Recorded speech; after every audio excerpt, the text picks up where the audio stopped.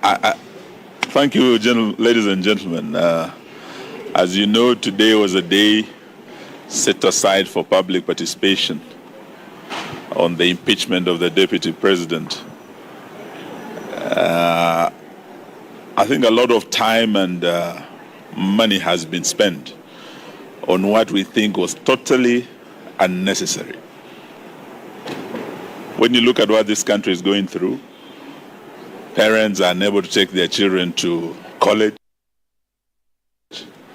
Families are unable to put food on the table.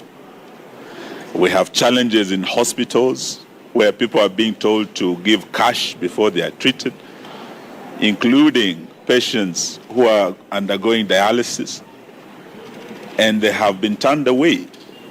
The country is in a serious crisis, and these are matters that should be taking our focus and our attention as a nation. IQ Retail is an ERP and retail management software provider. We offer fully integrated solutions. Not a public participation exercise over some power play in the ruling coalition. It is a sad day for Kenya. But what is even sadder is the violence that has accompanied this process. And this violence has been seen across the country. We've seen it in Kiambu, where our client, Governor Waititu, was. And up to now, we do not know what happened to him, but we do know there was violence there. And not just in Kiambu, in Nyeri, the entire Mount Kenya, and other parts of the country. But what really has gotten the attention of the nation is the violence at Bomas, where our client, Morara, was seen being attacked from all corners. We saw seats, and we are talking of metallic seats being thrown at him, and he was hit. In fact, we saw him getting attacked on live television, and we want to thank Citizen and the other media houses that covered it. We do know that he's not well, and that is why he has not come to court. We want to thank the court for the indulgence they have extended to us as his legal team, to note that indeed, because of the violence, our client has been injured and is undergoing treatment at the Nairobi hospital as we speak. We must condemn this ugly head of violence that is being reared in our country. And we have seen this in post-election violence, in terms of pre-election violence, and we blame this totally on the president and his ruling coalition that has subjected the country to an unnecessary process that was not really a priority. There are many priorities that many Kenyans are looking at. Removing rigathi Gachagua is not a priority for ordinary Kenyans who are suffering, and we should not have subjected the country to this wastage of time, wastage of resources. When we have no money to give to our counties, 5 months, counties have not been paid. We have no money to pay our teachers, we have no money to pay our interns, and here we are splashing and wasting money on an unnecessary process of public participation that will not help the country. It is a sad day for this country. Thank you.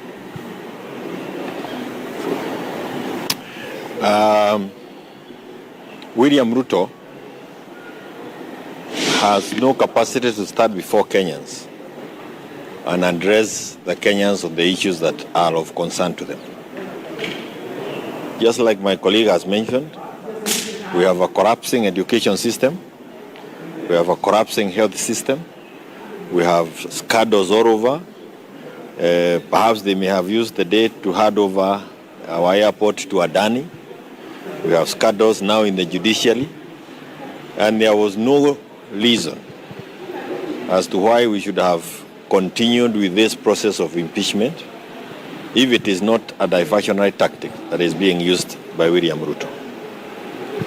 Unfortunately, again, we have seen the level of violence across the country, and called for, including attacking a young man in the name of Morala just because he showed up at the Bomas.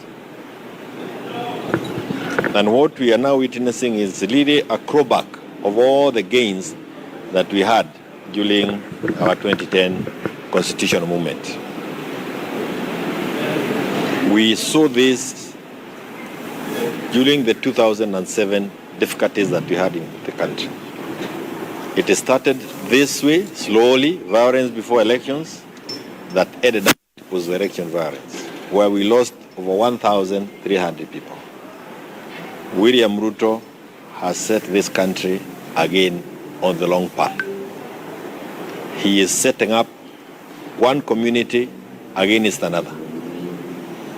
And if you ask me, he is really keen on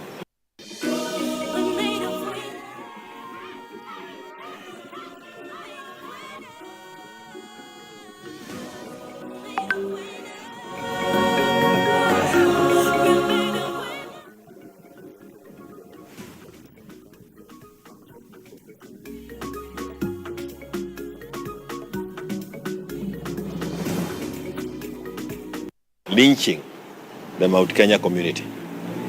The 41 against 1 is back on the table. It's a desire that he had before he ran for elections. He is now actualizing it. And for the avoidance of doubt, in the event that that seat becomes vacant, I hold the view that we don't need it in Mount Kenya. Apeleke kwingineko. He should not use it to cause that animosity between communities. Let him take it elsewhere. And finally, for individuals like Kidiki, they must also see the whole plan. Once they are done with Rigi, it will be him. And even those who come from other regions, once he's done with them, for purposes of personal preservation, come 2027, he'll occasion this to any other person who looks like he can start on his way. It's unfortunate that we have lost Parliament, and we have no other institution that we can learn to when these matters are before us. But we hope that Kenyans can hold together until that time. We are able to set this whole system home. If you ask me. Are we ready? Yeah, so it's sad about what happened to Morara today with regards to the violence that was meted against him with the political thugs and goons who are planned and put at bombers, go and attack and hurt our leader, the party leader of the Inject Party, Morara Kibaso. He was admitted in hospital. I saw him in hospital. He was badly and severely injured. He was hurt. If you could see him, you wouldn't wish it on your enemies. And it's sad and unfortunate, but we'll emerge stronger, and he will emerge stronger, and the movement will emerge stronger. Other than that, I rushed to court because there was a ruling that was coming up today for Morara at 2 p.m. where the magistrate saw the charges that were preferred by the DPP, to which cyber harassment, were defective. So as we speak right now, Morara has been discharged. He has been let free. The bail has been returned to him. The court has ordered that the bail be returned to him, and he is a free man. He is a free citizen. The hogwash charges that were preferred against him by the DPP in cahoots with the police officers, they have been quashed, and I'm happy to tell all Kenyans that Morara has been let free and he's okay. He's okay. Na kwa habari ya kutimuliwa kwa Gachagua, mimi kama George niko na maoni tofauti sana. Mimi siungi serikali iliyopo mkono kwa kusema Gachagua atimuliwe kwa mambo ambayo yamewekelewa, ambayo yametamkwa kumuhusu. Mtu wa kwanza ambaye angelifaa kujiweka katika orodha ya kutimuliwa ni Mheshimiwa Rais Ruto mwenyewe. Jinsi amepanga serikali. Wanaposema Gachagua ni mfisadi, Gachagua ni mkabila, basi Ruto ni mkabila kuliko mtu yote Kenya. Ma-PS wote amewekea mawaziri ni wakale. Sasa mimi nashangaa kama ni mtu wa kuenda, si ni Ruto akwe wa kwanza jamani? Our opinion of course ijamata. In all opinion polls inaonyeshwa mind ya wananchi iko wapi, na iko very parallel to what our representatives wanaonyesha ama wabunge wetu. Kwa hivyo mi hata nikiongelea kuhusu ubanduzi wa naibu wa rais, I know it's their script, they know what's going to happen, na hata opinion yangu sahi haimata. Mi chenye najua ni kama rais anabandua naibu wake, aanguke nayo, abanduke na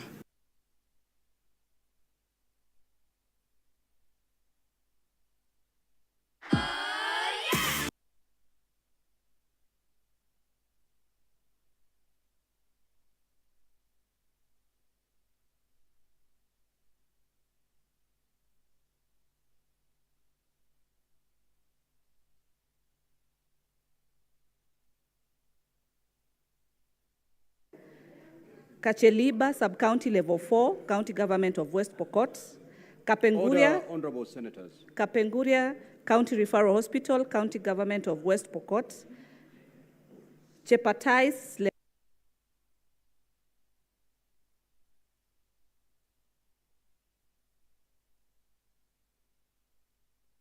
comprehensive framework for the establishment of a technopolis in Kenya and to create the technopolis development.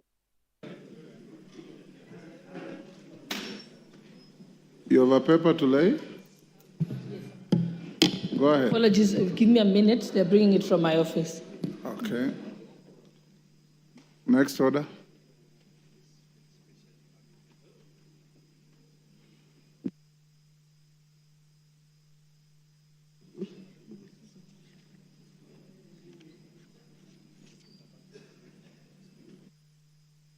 Six. Oh, okay. Yes. Okay. Yes.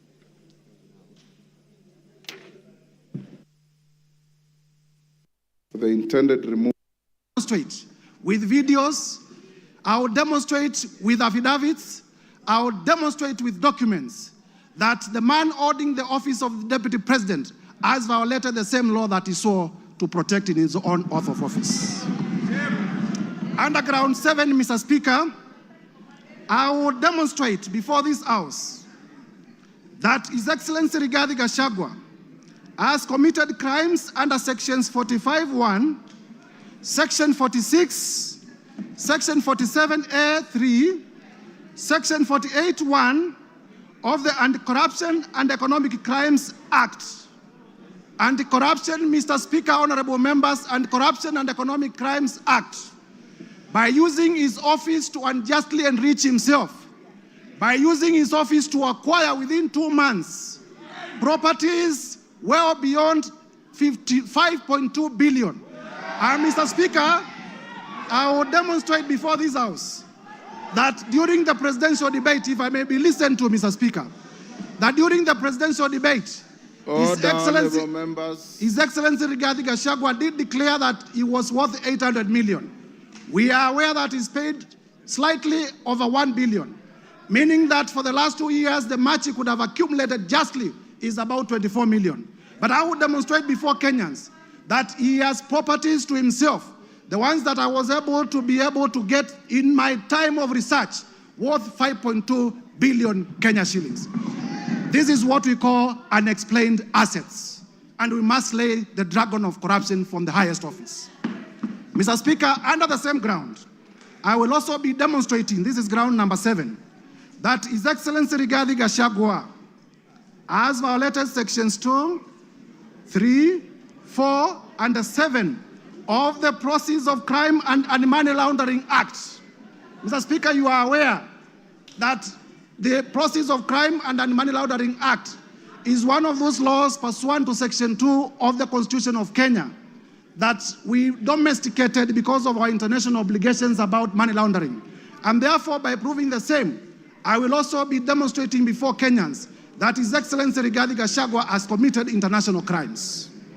Under ground 8, Mr. Speaker, I will demonstrate that the Deputy President of the Republic of Kenya has committed crimes under section 132 of the Penal Code and section 29 of the Leadership and Integrity Act. And honorable members will realize that the Leadership and Integrity Act is the law that was enacted by this parliament, none other than this Parliament to give effect to Chapter 6 on leadership and integrity of the Constitution. Under ground 9, I will be able to show, and Mr. Speaker, when we get to this ground, the ground of gross misconduct, I will be able to speak to the House in a very clear manner as to what constitutes gross misconduct as interpreted by our own courts. And I will be able to show that the person of the Deputy President is a bully. The person of the Deputy President has been threatening public officials. The person of the Deputy President has carried himself in a manner that brings disrespect to the office that he holds and therefore has grossly misconducted himself. Under ground 10, Mr. Speaker, I will also specifically demonstrate that the person of the Deputy President has committed the offense of gross misconduct in the manner of insubordination, insubordinating the presidency and the Kenyan state. The Kenyan state is our soul. And if you insubordinate the state, you are not worth being a state officer. Lastly, Mr. Speaker, under ground 11, with your permission, when the time comes, I will also demonstrate, honorable members, if we may be listened to, I will also demonstrate that specifically the Honorable Rigathi Gachagua has committed crimes of gross misconduct. I'm Afula Nangacho, the head of communications at Murara Kebaso's team, the Inject Party. As we all aware, we are here for a presser from Murara Kebaso's family to update Kenyans and the public on his current health situation after the unfortunate situation that happened yesterday at Bomas of Kenya, where he was seriously injured by the goons. Something has come up, and it's an unfortunate, sad turn of events. There has been a serious threat to the life of Murara Kebaso that has been doing round since yesterday. And it's an individual who has threatened Murara Kebaso to take him out. The video captures the strategy we'll use, and also the venue of where he's supposed to take him out, which is here at the party headquarters, and it's specific on the date, which is today. So based on the information we have about the threat, we take his life and the life of everybody else serious. It's been decided that he will not be able to give us the update on his situation for today until the issue is sorted out by the legal team and the security team involved.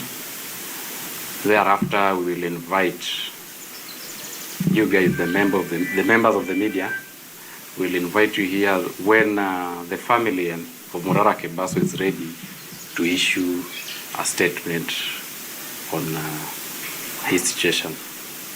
Otherwise, we appreciate you guys for coming here on time. It was a very short notice of 1 hour, and over 20 media stations are here, online and mainstream media. We really appreciate the effort, but we'll invite you when he's ready in the near future. I can't confirm the date because everything has to be sorted out, and his life must also be taken care of, considering he had been attacked yesterday live on camera. So thank you for coming, and we appreciate you. Otherwise, see you soon. No questions. For now, we don't know the whereabouts of him, but he's been receiving medication. But he was seriously injured. Thank you.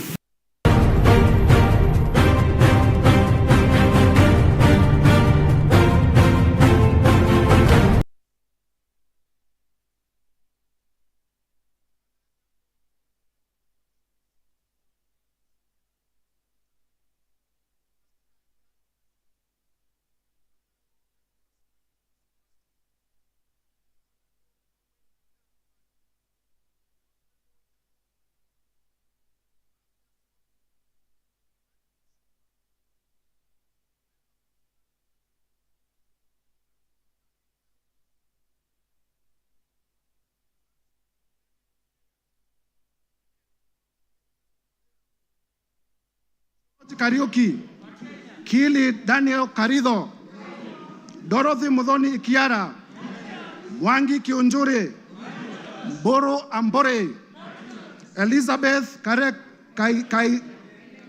Kairemia, Edwin Mugo Gishoke, Rindikiri Mugambi, Jane Kagiri, Ann Murada, John Paul Murigi, Gikaria David, John Kirago, Mary Mainge, Alice Nganga,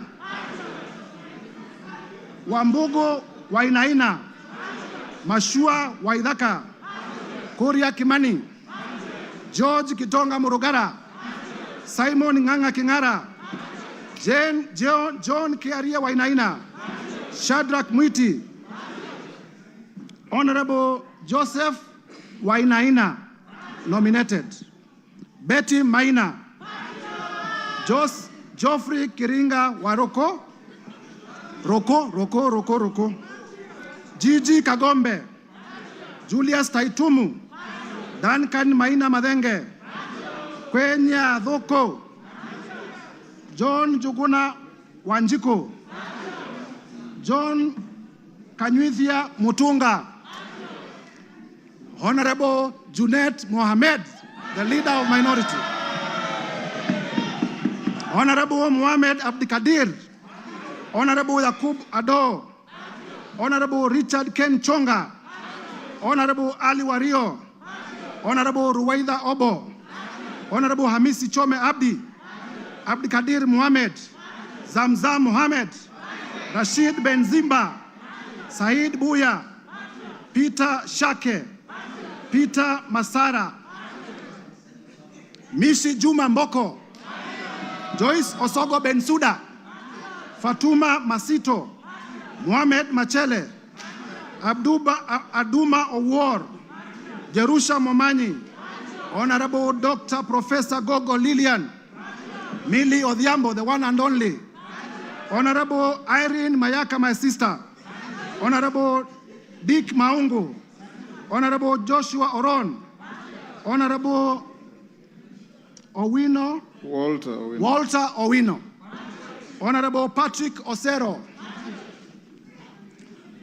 Honorable Molfason Barongo, Mark Ogola Nyamita, Tom Ondege, Gisairo Ombane, Oku Kaunya, Rosa Mbuyu, Charles Were, Fatuma Mohamed, Paul Abuor, Badu Twalib, Dr. Charles Ochieng, Caleb Amisi Luyai, Elisha Odhiambo, Farah Maalim, Elijah Memusi Kanchori, Kakuta Maimai Hamisi, Aden Daud Mohamed, Honorable Wanjala, Honorable Peter Orero, Honorable Martin Peters Owino, Honorable George Peter Kaluma, Honorable TJ Kajuang,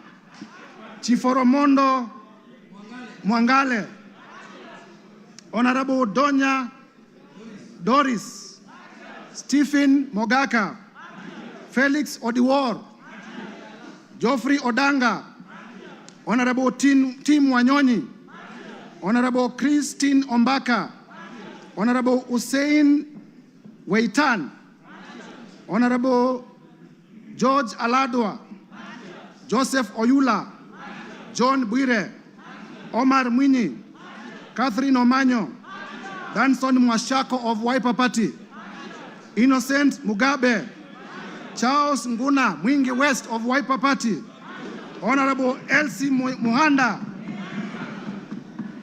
Honorable J.L. Sunguli of Kilgoris, Honorable Udgun Siad, Honorable Dr. John Ariko, Honorable Tindi Mwale, Otiende Amolo Senior Counsel.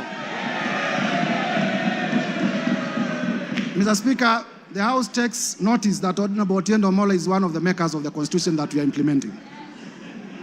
Honorable Christopher Aseka, Honorable Paul Ekwon Nabuin, Honorable Nicholas Gikor of Turkana East, Honorable Yusuf Mohammed, Honorable Abdgadir Hussein Mohammed, James Koyo, Sarah Paulata Korere, Honorable Umker Arun Mohammed,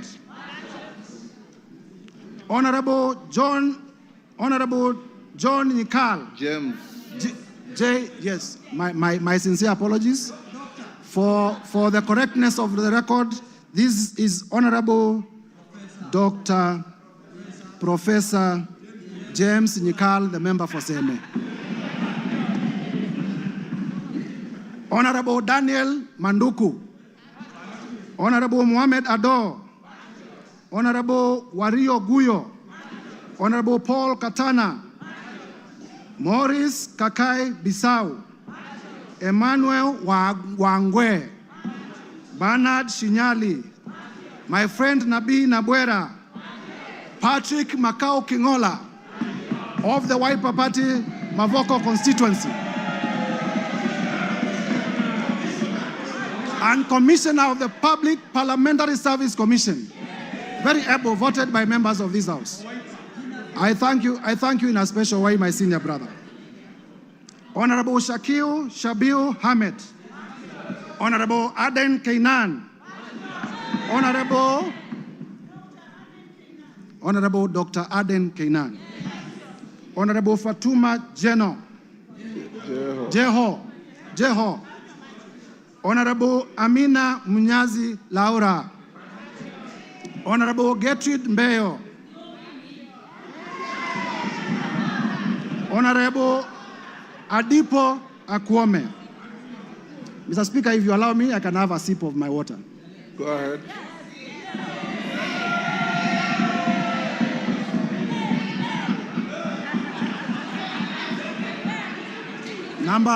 Number 134.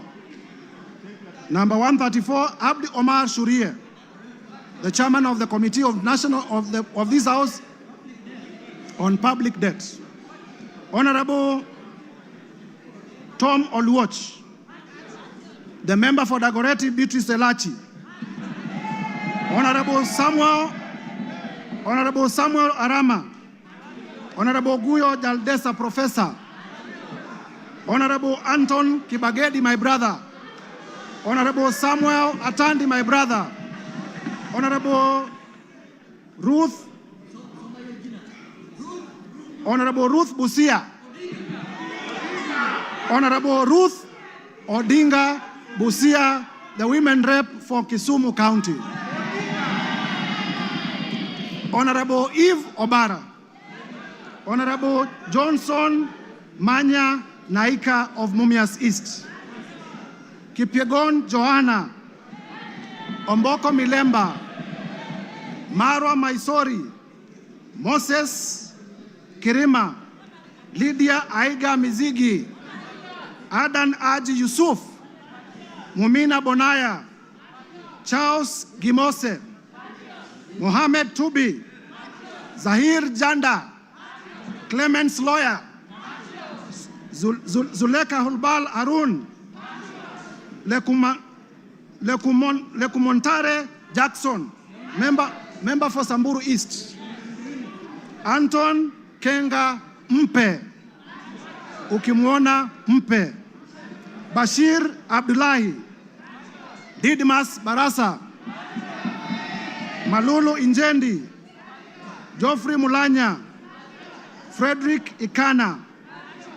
Mr. Speaker, for completeness of the record, there are names that I have cancelled and I have signed against the cancellation. Honorable Titus Amala, Joseph Dena, Honorable Kivai Kagesi, Honorable Vincent Musyoka, aka Kawaya, member for Mwala, Honorable Fabian Muli, Honorable Caleb Mule, Honorable Joshua Mwalio, Honorable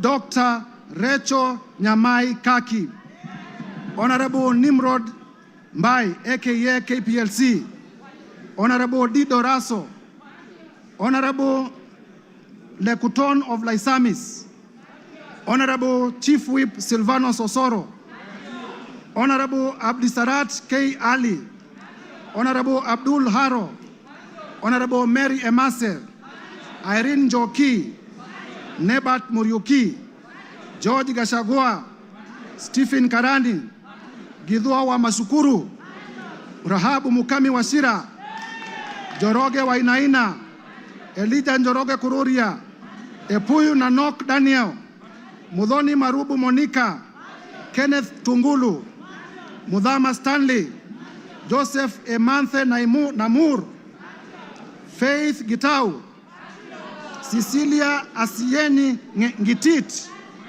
Pamela Njoki Njeru, Rahab Robert Basil, the member for Yatta and Wiper Party.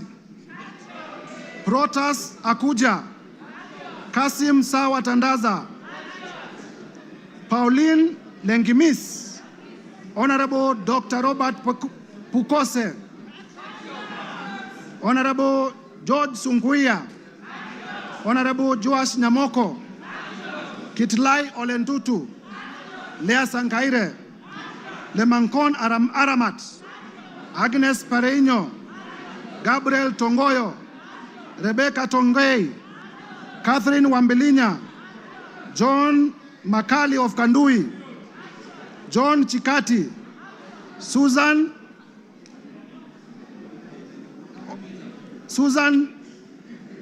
of Tharaka Nithi, the women rep for Tharaka Nithi County, Mburu Kahangara, Geoffrey Wandeto, Ronald Karauri, Jackson Koech,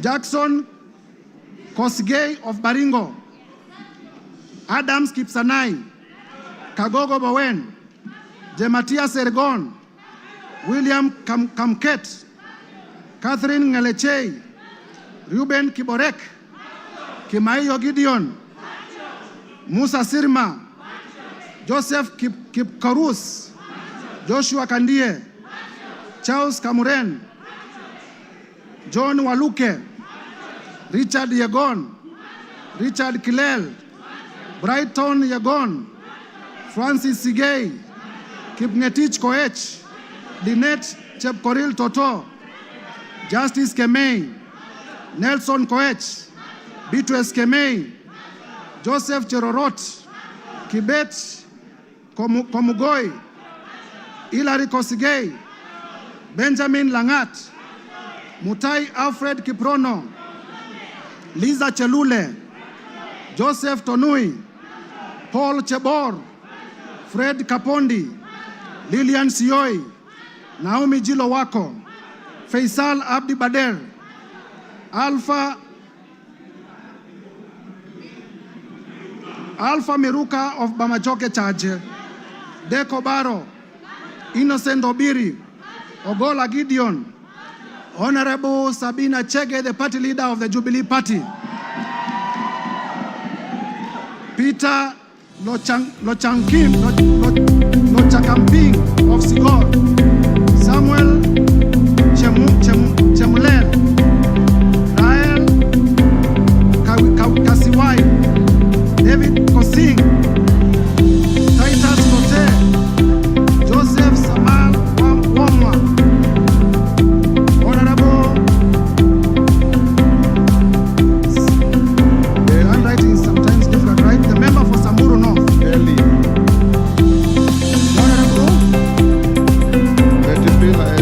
Lelitina Lady of Samburu North, the Honorable Kareke Mbyuki, the Honorable Martin Pepela, Wanami Wamboka, David Ochieng, Ferdinand Kevin Wanyonyi, Gladys Boss Chepkosgei Sholei, the women rep for Sinigishu, and my former teacher, Paul Kipchil Biego, Marianne Kitani, Samuel Kiprono Chepkonga, Janet Sitienei, Muge Kosgei Cynthia, Joses Kosgei Lelmengit, David Kiplagat, Julius Kipibiwot, Julius K. Ruto, Bernard Kitur, Phyllis Barto, Professor, Oscar K. Sudi, Engineer Oscar Sudi, Dan Wanyama, Honorable Dr. Adagala Beatrice, Amina Dika, Abdi Ali Abdi, Hussein Abdi Bare, Gonzi Rai, Ibrahim Abdi Sanei, Honorable Ker Kasim, Honorable Salah Farah, Karoli Omondi, Robert Gishimu, Michael Mushira, Jared Okello. Jared Okello is my last name, making a total of 291 members.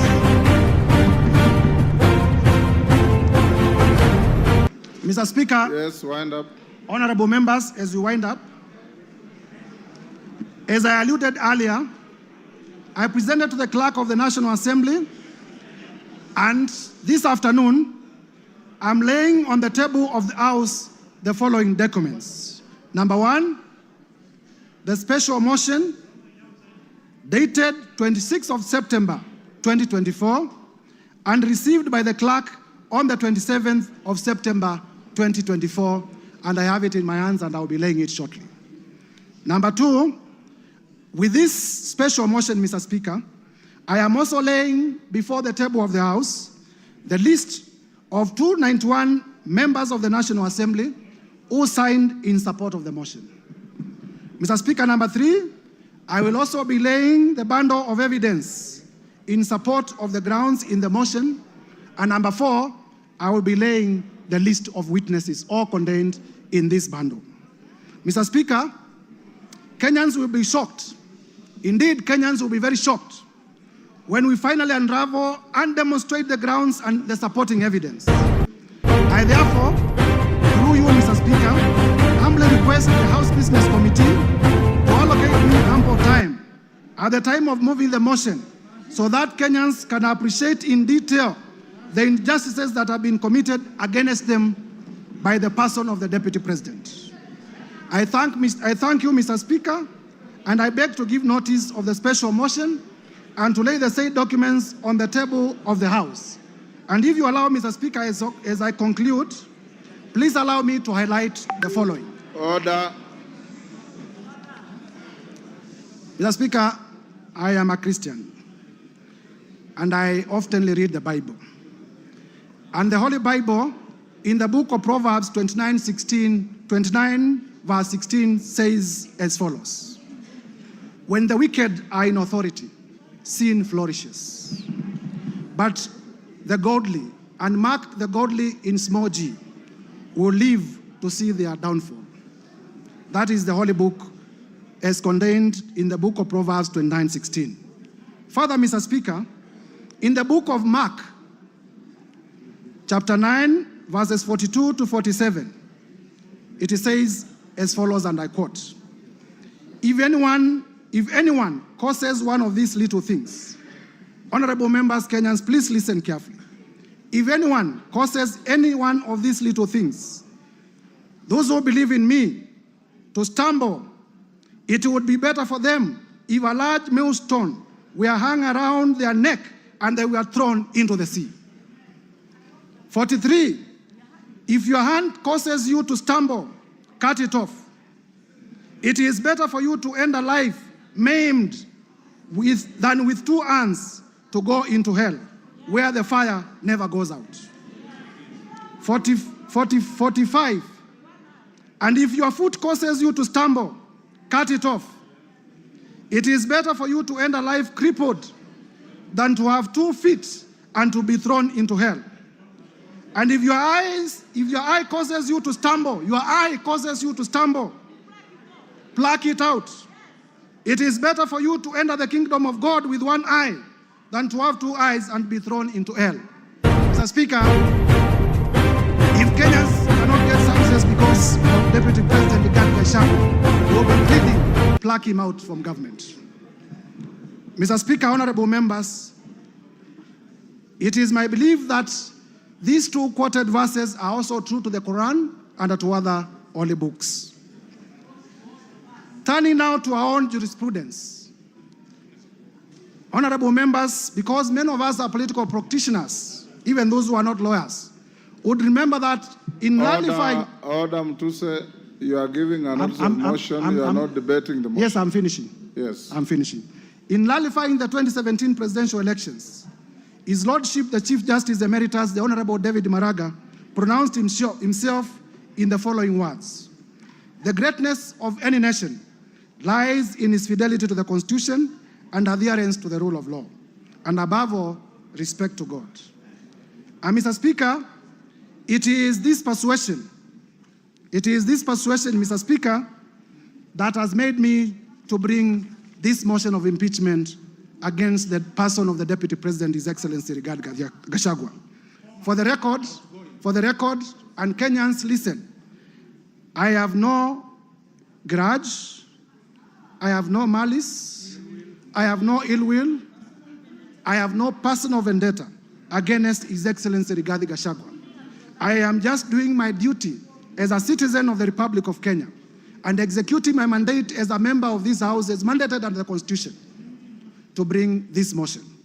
I will therefore, Mr. Speaker, with your permission, lay the documents before the House and beg to give notice of the motion. I thank you, Mr. Speaker. Hand over the documents to the clerk.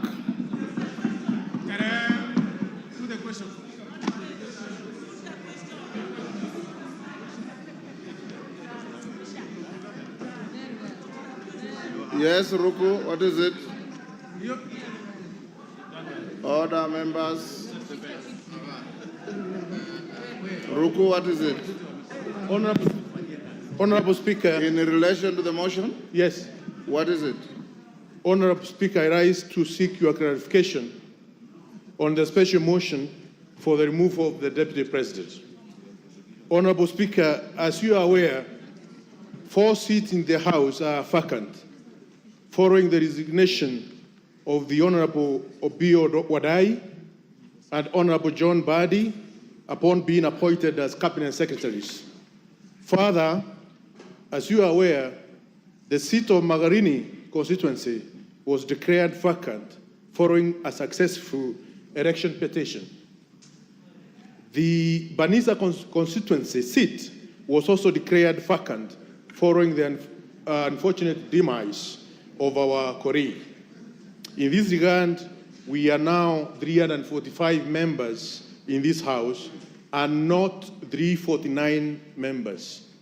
Honorable Speaker, in this right, what the threshold shall you use to determine whether the special motion, what is the threshold, Mr. Speaker, shall you use to determine whether the special motion meets the constitutional threshold? Differently put, Mr. Speaker, to pass this motion, shall we require 2/3 of 345 members or 349 members? In my view, vacant seats should not be counted. You can't ask the question and answer it. You cannot ask the question and answer it. Honorable Speaker, let me prosecute. I'm trying to prosecute my point of order. In my view, vacant seat should not be counted in determining the voting threshold. Further, I wish to seek your clarification on whether our proceedings are varied in the right of the 4 vacant seats. Thank you, Honorable Speaker. Thank you. You've made your point. Bashir?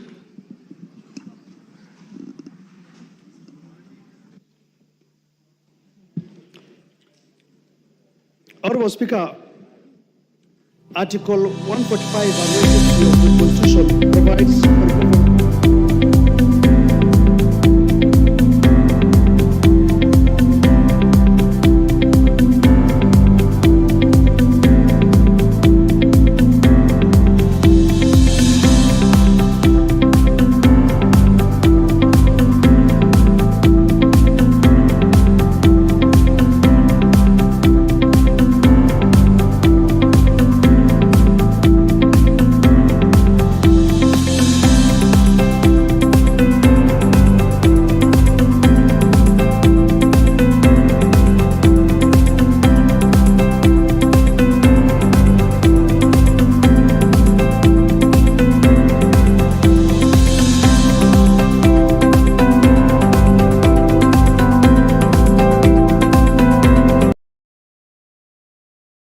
right to be heard, noting we have nothing to do with the real process.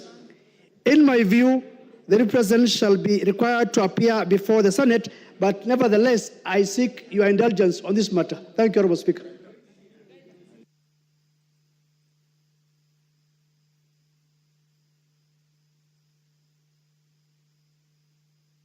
Honorable members, we'll leave it there. Yes, Janet. Mr. Speaker, I don't intend to anticipate debate. I will not allow you to. Yeah, because this is just a notice of motion. But Mr. Speaker, there are matters that surround the notice of the motion that needs your guidance and action, Mr. Speaker, because, Mr. Speaker, this is a very momentous issue. Because, as you are aware, when this country gave itself the new constitution, Mr. Speaker, Kenyans were very happy. And this is one of the moments in this House, Mr. Speaker, when we are going to exercise Article 150, which has not happened before. So, Mr. Speaker, this is a very, very important matter for this nation, Mr. Speaker, that is being exercised through this House. But having said, Mr. Speaker, as you're aware, there are members from our side and members from the other side who have signed to this petition, to this motion, Mr. Speaker. And Mr. Speaker, I wanted to get your assurance as the boss of this House, as the leader of this House, as the Speaker of this House, Mr. Speaker, that the 291 members of Parliament who have signed to this motion, Mr. Speaker, their safety and security will be guaranteed, Mr. Speaker. Because the motion does not end at the tabling, at the notice of motion today. It will go through a process. It will be formally again moved. Members will debate, and members will vote on it. Mr. Speaker, we want those 291 members of Parliament to turn up here the day of voting, Mr. Speaker, without missing any one of them, Mr. Speaker. Mr. Speaker, we have just passed the new Inspector General of Police the other day here, Mr. Kanja. Not really. He must take responsibility as the Inspector General of Police, Mr. Speaker, to guarantee the safety, as the Inspector General of the country, Mr. Speaker, to guarantee the safety and the security of the 291 members. Mr. Speaker, you know this thing. What we are doing is not a small thing, Mr. Speaker. When Trump was being removed, was being impeached in the United States, Mr. Speaker, you know what he attempted to do. And what can happen here, you know, Mr. Speaker. And let us not fight, let us not begrudge anyone, because what the House is doing is constitutional, because the House is just exercising its mandate. It's not doing anything outside the Constitution. There is nothing unconstitutional that's happening in this House, Mr. Speaker. You can impeach a cabinet secretary, you can impeach a deputy president, you can impeach the president if you wish so. So, Mr. Speaker, this is an exercise that is given to us by the Constitution. So, Mr. Speaker, you've made your point. I have made my point, but I conclude by saying this, Mr. Speaker, that, Mr. Speaker, when we were elected, Mr. Speaker, as members of Parliament, we became the staff of the Parliamentary Service Commission. Each member here, Mr. Speaker, their employer, they are employees of the Parliamentary Service Commission, which you are the chairman, Mr. Speaker. So, Mr. Speaker, I have spoken on behalf of the members because when they were signing, that is what they told me. Mr. Speaker, as the minority leader. They told me, we are in support of this thing, we are really ready to move, but we want things done legally and procedurally and within the Constitution, inside Parliament and outside Parliament. Thank you, Mr. Speaker. Thank you. I don't want to open debate. Yes, Whip, what's your point of order? Honourable Speaker, I also seek your guidance and indulgence on the notice of motion that has just been tabled here today, because we all agree that post-2010 Constitution, this is unprecedented. In as much as it happened years back, this is very new, post-2010 Constitution, and we will need a bit of some guidance. Ordinarily, Honourable Speaker, any motion that is brought before this House and that is of public interest goes through the entire process, including public participation, Honourable Speaker.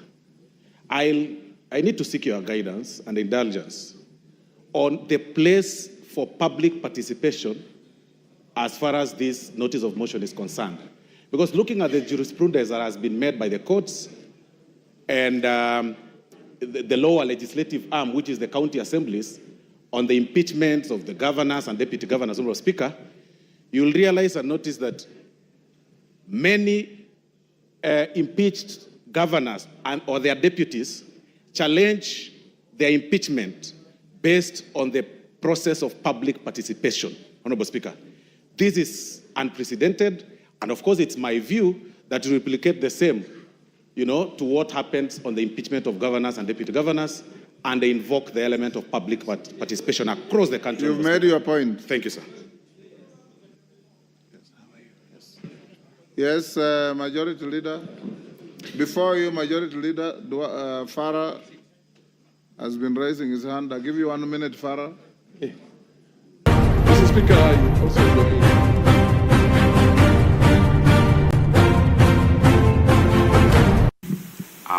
most important in this country, the head of communications at not only do we have to protect the lives of 291 members of parliament, as we all aware, we must also protect we are here for a press the IG must protect our president to the hilt. Because you know the kind of a constitution we have. Any reckless thug can decide to change the course of history if, God forbid, anything were to happen to our president. You get my point? And there are people who we have been so worried lately, I get the feeling that they can even have the capacity to plan something like that. Let us make sure this information goes out. Our president must be protected to the hilt until this motion is over. Because if, God forbid, anything were to happen, then we have something much bigger to worry about. Thank you. And those guys you're the last one, that. Thank you, Honourable Speaker. My Honourable Speaker, if you will indulge me, I'll add something on security. But before that is on Standing Order 85, Honourable Speaker.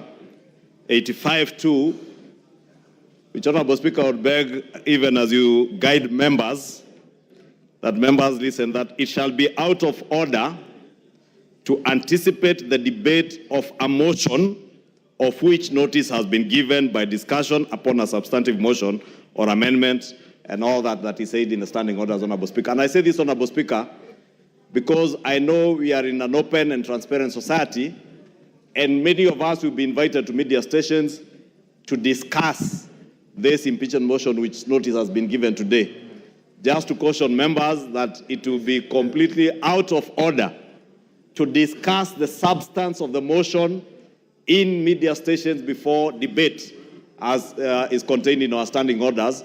So when we're invited to media stations, maybe we be guarded in what we discuss, so that we do not go into the substance of the motion until we are done with debate. After debate, Honourable Speaker, we are all at liberty to discuss, and that includes, Honourable Speaker, both those who have appended their signatures, like myself, and the other few who have not appended their signatures, Honourable Speaker.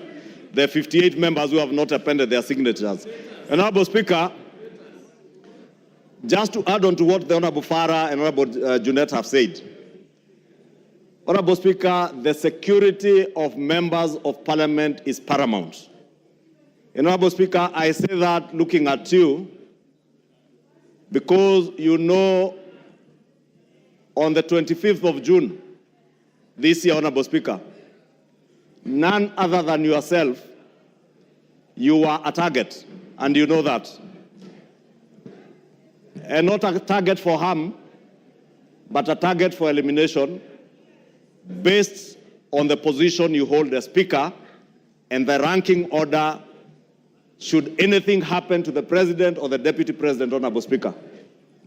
Honorable Speaker, I want to beg that you take with a little more weight the issues raised by Honorable Junet and Honorable Farah Maalim, because, Honorable Speaker, we have seen it on social media. We have been told by certain quarters that before March of 2025, they say bendera itapepea mlingoti nusu. Honorable Speaker, these are weighty issues. And I hear what the Honorable Farah Maalim is saying on the security of the President, and we have no business to advise the Inspector General and the Director of the National Intelligence Service on what to do. But for members of this House, all the 349 of them, Honorable Speaker, you must direct the Inspector General of Police, who was approved by this House less than a month ago, to ensure that when this House is sitting within the precincts of Parliament and even outside and including committees of this House sitting, Honorable Speaker, members are secured. Thank you. And even in their homes, Honorable Speaker, they are secured. Because, Honorable Speaker, I say this being privy to the information that I was privy to and you are privy to on the 25th of June, and knowing, Honorable Speaker, that as Honorable Junet has said, we are not dealing with an ordinary matter. We are not dealing with an ordinary man. We are dealing with a black man with a very black heart. Thank you, Honorable Speaker. Order, honorable members. Order. Order, members on their feet. Order, Deputy Speaker. Take your seat. Take your seats, those who are... Honorable members, those points raised, I'll address them later in the day. I want to direct members of the House Business Committee to retreat to room 9 so that we can have House Business Committee to address, among other things, the process of disposing of this motion in the shortest time possible so that we don't maintain anxiety unnecessarily, and the issues that you have raised about public participation and others. So after the House Business Committee, the Speaker will come back to the House about 5 and give you direction on what we shall do from here going forward. So I'll now direct the Deputy Speaker to come and take the seat so that members of the House Business Committee, Juneta and your team, Ichungo, your team, all troop to room 9 for a meeting immediately. I've closed that chapter, Mshomba. You didn't raise your hand when I was giving people. Yes. That chapter is closed. I'm sorry I didn't see you. Yes. Pardon?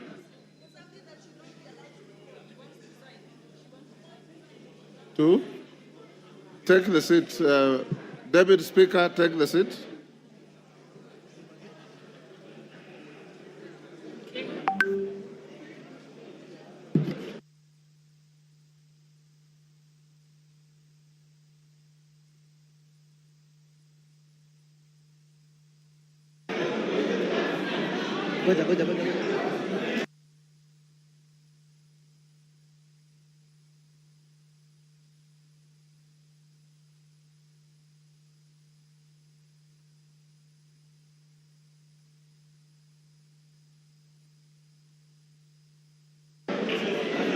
Next order.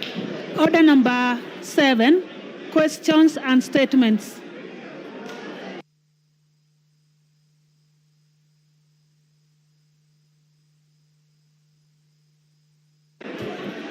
members, order. The honorable member for Funyula. You have a statement, honorable member for Funyula. Honorable. Thank you, Honorable Speaker.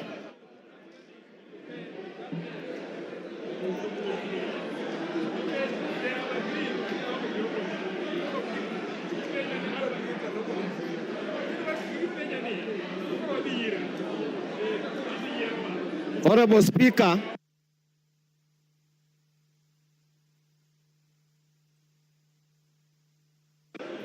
order, honorable members.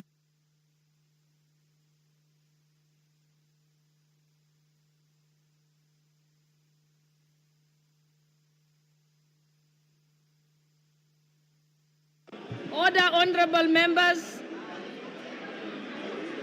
Order, honorable members.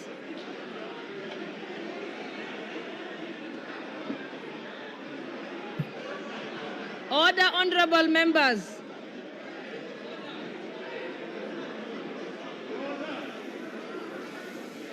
Order, honorable members.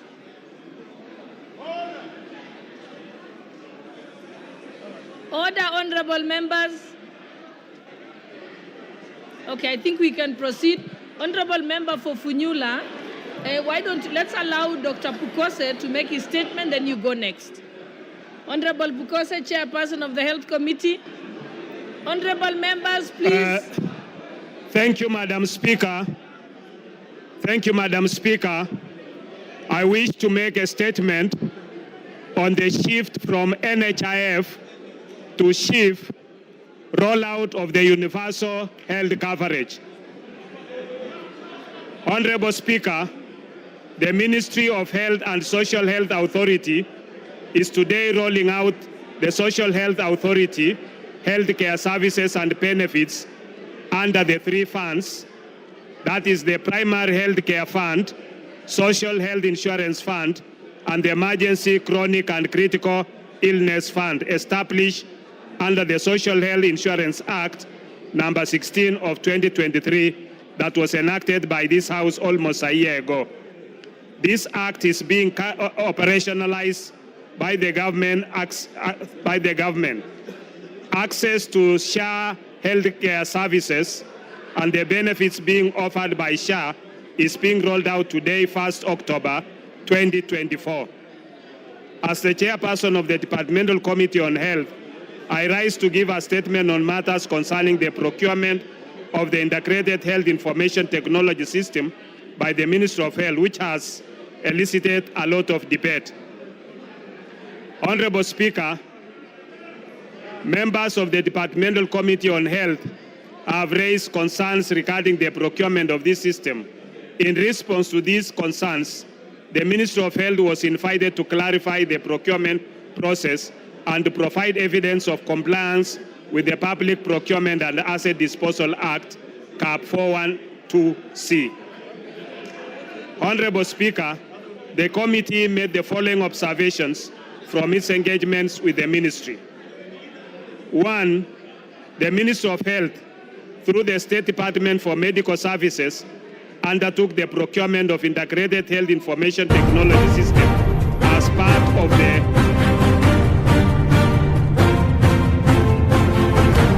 ministry submitted that the primary aim of this integrated system is to address the existing challenges in the healthcare sector, including issues of interoperability, data quality, accessibility, and affordability. The Ministry of Health is aligned with the Kenya Health Sector Strategic and Investment Plan, the Kenya Health Data Collaborative, and the Kenya Digital Economy Blueprint, all under the guidance of Section 105 of the Health Act, CAP 241. Honorable Speaker, the system procurement involves a contract valued at Kenya shillings 104,808,136,478, set to be executed over a 12-year period. The Ministry of Health has partnered with MS Safaricom PLC as a strategic partner with the procurement conducted under the specially permitted procurement procedure. The procurement covers the development and implementation of integrated health information technology system, including digital healthcare platforms. The tender is structured in two major cost components. Initial investment by the strategic partners of Kenya shillings 34,3,483,013 over 2 years, and infrastructure support and maintenance of Kenya shillings 70,804,653,465 over 10 years. In adherence to Public Procurement and Asset Disposal Act and the tender regulations, the ministry indicated that the procurement process began on 6 June 2023, when the then Cabinet Secretary for Health requested the use of the specially permitted procurement procedure for the medical equipment supply project, healthcare information technology, that's the transition project, and the supply of community health promoters, CHP kits.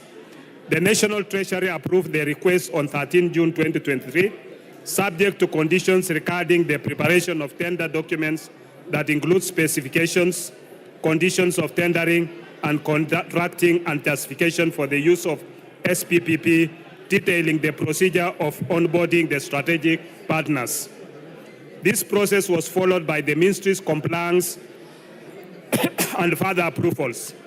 The bid documents were issued on 9th May 2024 and closed on 15th May 2024. After the tender evaluation and negotiation, the ministry submitted a draft contract to the Office of the Attorney General for review and necessary advisory in line with Section 134(2) of the PPADA. This section obligates the accounting officer of a procuring entity to seek clearance from the Attorney General before signing contracts of a value exceeding Kenya shillings 5 billion.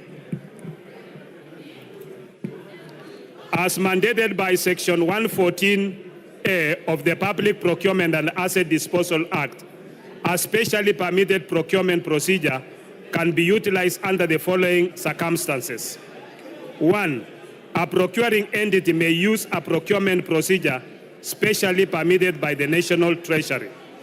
The National Treasury may allow the use of specially permitted procedures, A, where exceptional requirements make it impossible, impractical, or uneconomical to comply with the Act and the regulations. B, where the market conditions or behavior do not allow the effective application of the Act and regulations made under the Act. C, for specialized or particular requirements which are regulated or governed by harmonized international standards or practices. D, where strategic partnership sourcing is applied, and E, where credit finances procurement is applied, or F, in such other circumstances as may be prescribed. Honorable Speaker, the Ministry members, please be quiet. Honorable members, and I think the chairperson is saying something that's very important about the new social health insurance fund that is very important to our constituents. So let's pay attention. The Minister of Health invited Mesa Safaricom PLC to submit a proposal using the provisions of Section 114A, D and E of the Public Procurement and Asset Disposal Act.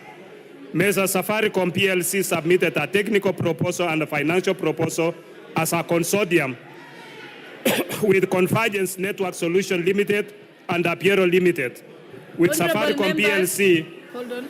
Honorable members, those who want to have little kamkunjis, if you could kindly go to the lounge so that we can listen to this very important report. With Safaricom PLC being the lead bidder in the consortium.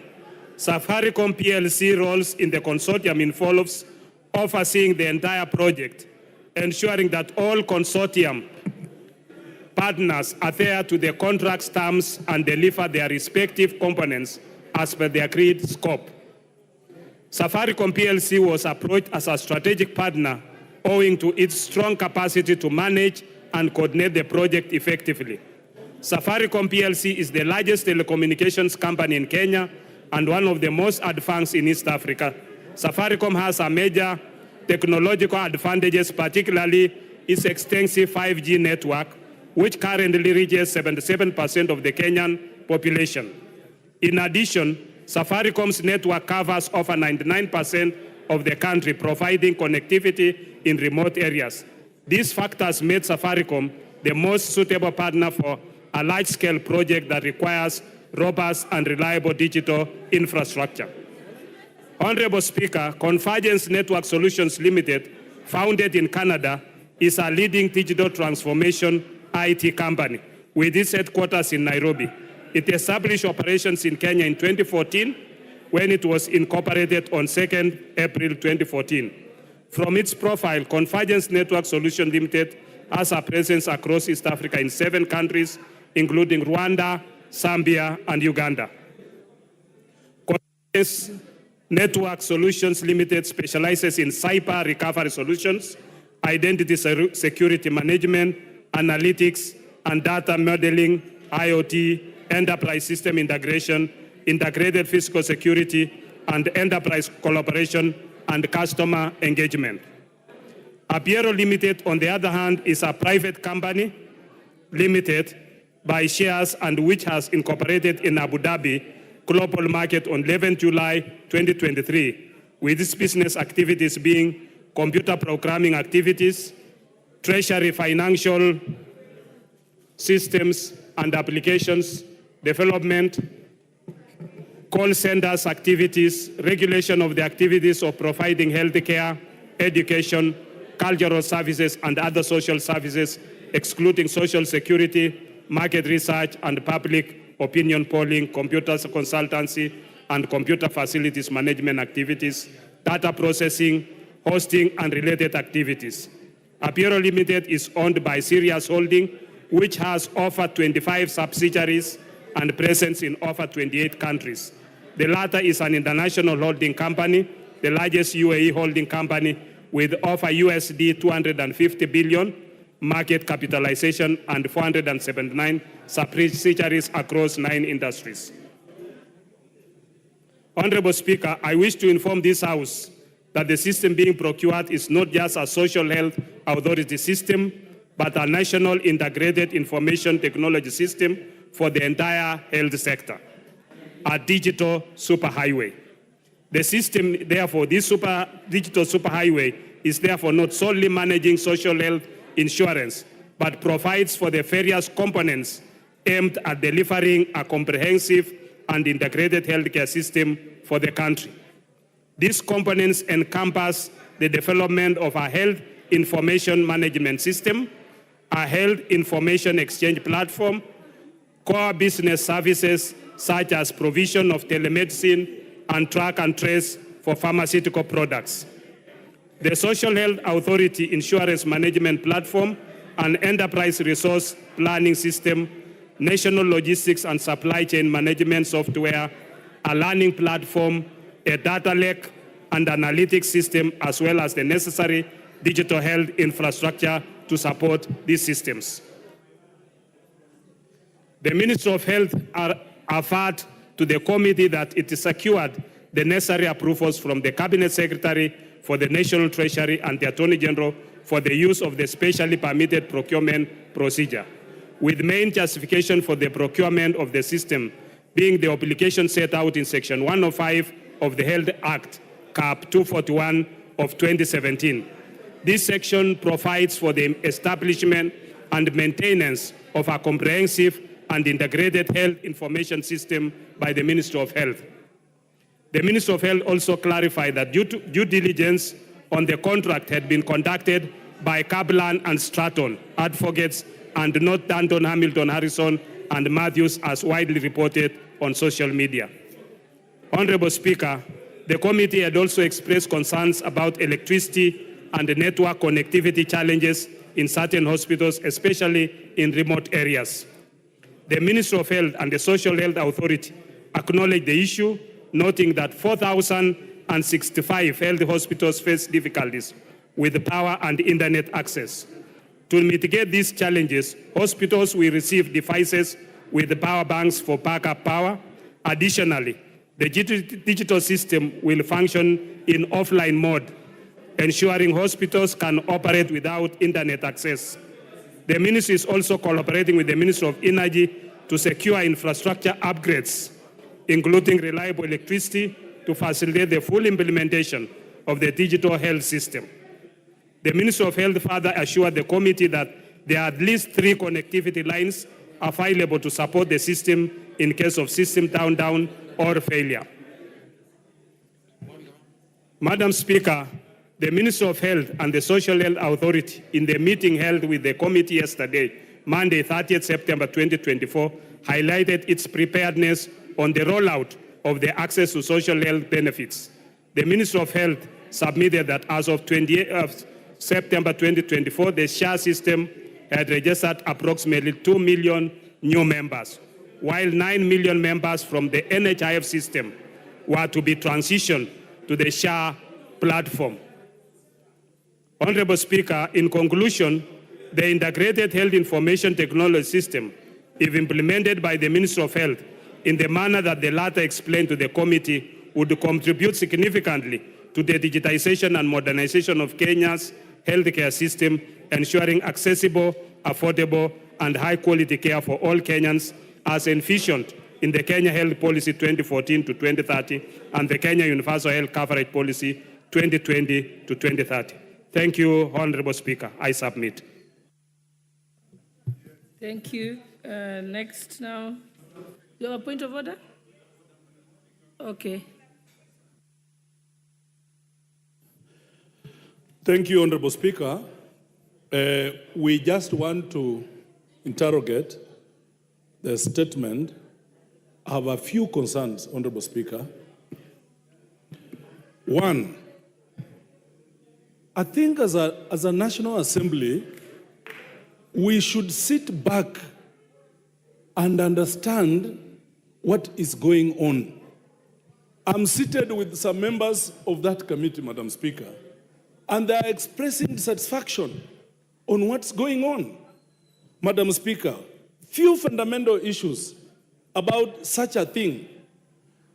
I don't understand how such a program can go on without public participation. This is a house of rules. We enact laws. We are supposed to follow the laws. Two, Madam Speaker, the greatest systems, most sophisticated, KRA, name them, I've never heard of a system that cost 1 or 4 billion. A system, Madam Speaker. I'm told the system, the platform that NHIF ran on, they only needed 700 million to upgrade. But a whooping 104 billion. Madam Speaker, you must also understand that these people did single sourcing. The government went for single sourcing for such an amount of money. We cannot allow this to go on in this country. We are saying, take a step back, go and listen to what Kenyans are saying. We cannot take all the important infrastructure of this government in one foreigner called Adani. We cannot. We cannot give him the airport. We cannot give him Ketraco. We cannot give him our health system. It's going to collapse. Lastly, Madam Speaker, I have read and interrogated this statement very well. The benefits that NHIF was giving were superior than the benefits this system is going to give, Madam Speaker. I want to beseech this National Assembly that when the country is headed in a wrong direction, we must say no. Let's step back and listen. This thing is a bad thing. It is causing damage to our country. We will not have a country at the end of the day. Mr. Chairman, sit back, go and follow processes. You cannot award a contractor of 1 or 4 billion by single sourcing. You cannot. The eating is just too much. We should not allow this eating and looting in this country. Thank you, Madam Speaker. Yes, Honorable Justice Kemei. Thank you, Madam Speaker. Make it brief so that the chairperson will be able to respond. I'll be very brief, Madam Speaker. and mine is not related to the statement that has been given by the chairman of the Health Committee. But Madam Speaker, I thought I'm only letting you, I'm entertaining any comments on what the chairperson has said. What do you want to talk about? Sorry, Chair. I had sought a statement from the chairman of the Health Committee on the 15th of August this year on the state of smallpox in this country, mpox, sorry. Okay, I think there's no relevance to what we are discussing now, so you'll have to ask that at another time. Okay. Yes, Honorable Member for Funyula, then I'll come to you, Beatrice Elachi. Honorable Speaker, I'll make it very brief. Honorable Speaker, I'm shocked beyond belief. I'm shocked that a member of parliament can come and stand here and justify the massive rip-off. 104 billion, Honorable Speaker, just to run a system. Honorable Speaker, to be honest, Chairman, we beseech you. You are a Kenyan. Be mindful of the people of Kenya. 104 billion going to the hands of insiders of this government is a rip-off. We cannot afford to steal from Kenya to this extent, Honorable Speaker. How heartless can you be? Just go back, Honorable Chair. Single sourcing, 104 billion. Where on earth? Just go, reflect, think about it, involve your committee members, and surely tell yourself, this, you are a Catholic like me. You are a Christian. You cannot afford to steal when you have no remorse. Thank you, Honorable Speaker. Honorable Elachi. Thank you, Madam Speaker. Mine is just to ask Chair to guide us, because we have many people with chronic diseases who have been using NHIF. We have now changed from today into shift. And they need to understand that if I go, because when you say star 147, everybody was trying and nobody was able even to enter into this system. For me, what is a bit sad is that you can imagine somebody who was going for dialysis does not know what to do when they arrive in hospital. How I wish the Ministry of Health can put in a public notice saying, if I have an NHIF and I've been going through chronic diseases, dialysis or whatever, I arrive in hospital with my NHIF, you put me in the system, you give me this shift card or whatever it is, it will help us. But lastly, if we want to be really people who look in humanity in eyes, I am hoping that that system never costed us 104 billion when the president is struggling with a Eurobond, which again we did the worst mistake at that time. That Eurobond costed us 16% on a dollar, when that time Egypt was getting the same Eurobond with 3%. Let us not go back to those things that happened 2013, 2014, and we are back here. It will be as wrong, as evil, as it has never happened. Thank you, Madam Speaker. Yes, Honorable Kibagendi, and then I'll come to you, Honorable Nyikal. Madam Speaker, I sit in the Health Committee, and I have raised concerns about a bulk of what fellow members have raised here this afternoon. One of my concerns, of course, was about the cost of this particular system, given that some of the most sophisticated systems that we have in this country are KRA, Safaricom, M-Pesa, and a few others that cost less than 10 billion Kenya shillings. I'm wondering why we should genuinely spend 104 billion shillings on a system that those who created the NHIF system were willing to upgrade for less than 1 billion shillings. 104 billion shillings is adequate to take care of primary school children. For 10 years, it's 9 billion per year. they would have lunch in school. Secondly, Madam Speaker, why this system should offer an inferior benefit, yet members now pay more. Imagine, Madam Speaker, they are saying in a family, you can only benefit, only one individual can benefit to go for diabetes tests per year, one person, and it's only 4,000 shillings. Only one person can benefit on matters to do with dental, and it's about 2,000 shillings. Only one member in a family can benefit with optical medical care. It is absurd given what we had in NHIF. If indeed NHIF had issues, our focus should have been to review the claims management department. And today, Madam Speaker, I would like to bring to your attention that even in this social health authority, there is a scheme to outsource the core mandate of this particular authority, which is the claims management department.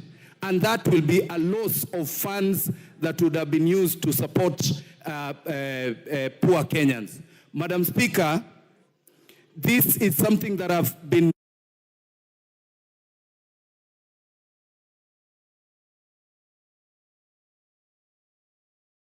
to request that through our committee, we step back and look at I've forgotten to mention, in our committee, we requested the ministry to produce even one photo of a public participation event. They could not produce even one. There was no public participation anywhere in this country. So, Madam Speaker, I would request as a member of that particular committee, and there is a lot that we can talk about, we step back and review this and even the cost. I forgot to mention also that the companies that benefited from this particular contract have never developed any kind of this system anywhere in the world.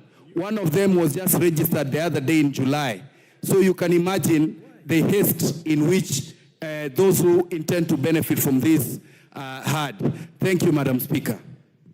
I think we just have one more voice, and then we can end this, and I'll allow the... Okay. All right, I'll go to Honorable Deputy Leader of Majority, and then I'll... Oh, yes, sorry. I'm sorry, Honorable Oren, yes. Honorable Nikal was next, then I'll come to you. Thank you, Chair. I'm a member of the Health Committee, and I'll stand here and say the statement our Chair has read does not reflect the position of the members of that committee. Statement number one, and I say it with courage. Two, let me finish. What's your point of order?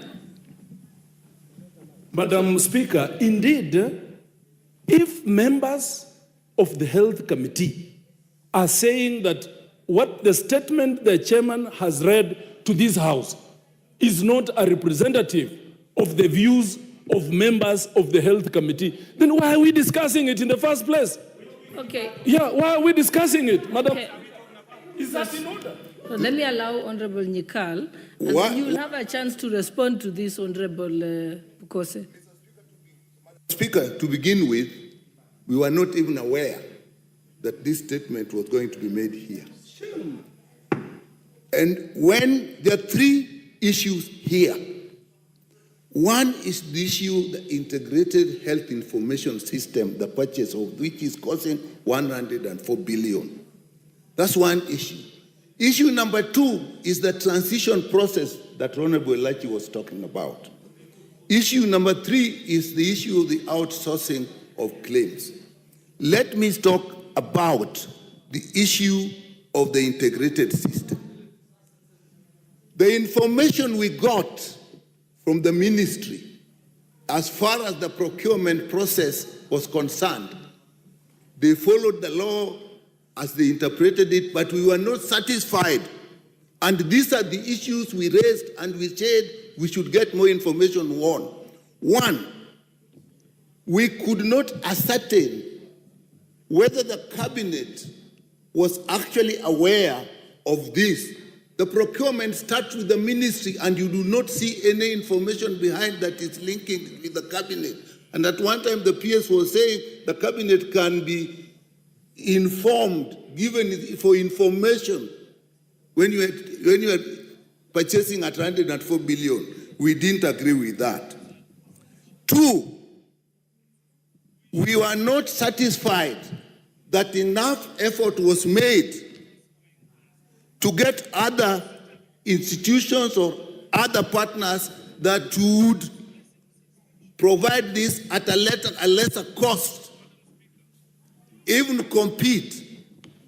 It was not clear to us how Safaricom got the request for proposal and is the only one that got the request proposal. Why not others? And we said we will need that information later. Madam Speaker, it was not clear to us whether due diligence was done on the partners in the consortium where Safaricom was the lead, particularly Apiero, because there had been a lot of information about Apiero that we did not get, and we actually at the end of the meeting said we are either going to get that or we'll do it ourselves. The ministry did not give us enough information on that due diligence. Madam Speaker, it was not clear to us how this money is going to be paid. When we asked the PS said it is the users. And Madam Speaker, this system is huge. It will even involve the private health institutions. It will even involve the regulatory authorities of all the regulatory authorities and the health sector. It will even involve the health facilities in the counties. And it was not clear how these users will actually pay for it. And we were informed that they are going to do a cash flow, a simulation of how this will be paid. And we had not reached that level as yet. With that, Madam Speaker, we were not satisfied and we are surprised that our chair is reading this in this House. When it comes to transition, we were sure that the people were not given enough information, because what Honorable Lachi was asking was, if you have NHIF and we are transiting to SHA, will you get treatment? We were told, yes, when you go there, you will get treatment. But that information is not with the people. So we said, what is it that is being launched?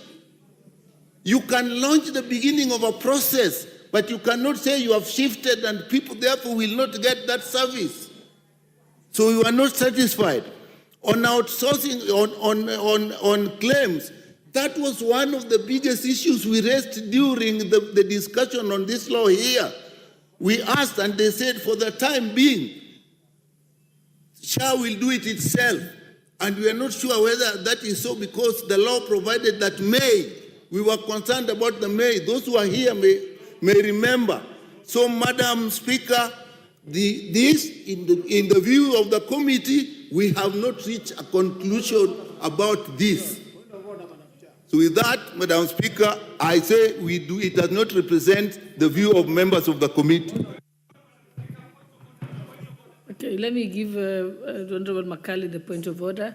I will come to you so that you can respond. Just note them down. Thank you very much, Honorable Speaker. Honorable Speaker, Honorable Yikal is a ranking member in this House and a serious expert in matters health. He has made statements here, which I think, because this is a House of Records, he says the chair of this committee have submitted a report in this House which does not reflect the views of the committee members. Would I be in order, Honorable Chair, to demand that the chair of the committee tables in this House the minutes of the committee and a list of members who have signed for the adoption of that report? That's the only way we can clear the air. What's your point of order, Honorable KJ? I'll come to you. Let KJ make his... Madam Speaker, as much as this is a House of Records, it's also a House of Procedure. It is also a House of Traditions. To my mind, what has been laid on the floor of the House today is not the property of any committee. Neither is it the property of the chair. In fact, if I was keen enough to listen to what the chair said when they were moving this, the chairperson, Dr. Pukose, said that he's presenting as a ministry statement. And the ministry is at liberty to transmit statements to this House at any moment. And even responses that come from requests for statements actually are directed to chairpersons. They rarely go through any processing by committees and in fact find their way to the floor of the House. So, Madam Speaker, I find this House not utilizing the little time that it has fairly in prosecuting a matter that is in itself not substantially before this House, because what was put here, Madam Speaker, you would have been right in your place to just listen to Dr. Pukose and proceed to other business. All he did is equivalent to a communication. It is equivalent to even a notice. It is equivalent to an announcement. To open it up to a debate is to take the statement to be a substantive motion before this House, which it is not. And we might open up a debate so that we maybe poster for cameras, or maybe so that we go on record, or maybe because we want to play to the gallery. But the truth of the matter is that there is no substantive motion before this House open for debate or even open for comment. It was just a statement that was laid on a momentous day when the ministry was transitioning from one order to the next order, and they, at their liberty, decided to communicate to this House. So, Madam Speaker, I do not see a place for debate or comments on a matter that is not a motion. And I say this because we are guided by standing orders. We might not be able to debate something that is not substantially before this House. Thank you very much, Madam Speaker. Honorable KJ, the tradition of the House has been that when members make statements or ask questions, usually if there is an interest by members to, comment on it, usually we'd allow them. So it's, but also, okay, Honorable Pukose, you're out of order. Don't speak from there. You will get a chance to respond, like I've said. Yeah, Honorable Owen, I've already corrected him, so it's done. I would like to say this, Honorable Speaker. Honorable Speaker, what I understood when the Honorable Pukose stood, he said he's issuing a statement. And Honorable Nyikal is a ranking member who I have a lot of respect. But it is also important to listen at the beginning. Was the Honorable Pukose laying a document from the committee, or was he laying a statement from the ministry? So if you actually come here and say you disown that the committee did not participate or agree on that statement, you are actually right, but on the wrong lane. He was not laying a position paper of the committee. He was laying a statement from the ministry.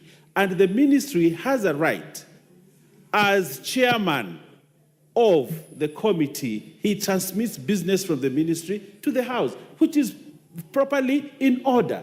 And therefore, I would request you, Honorable Nyikal, being a dignified member of this House, ranking with a lot of respect, it is important that you withdraw that statement on the basis that you are commenting on something that has not been presented to the House.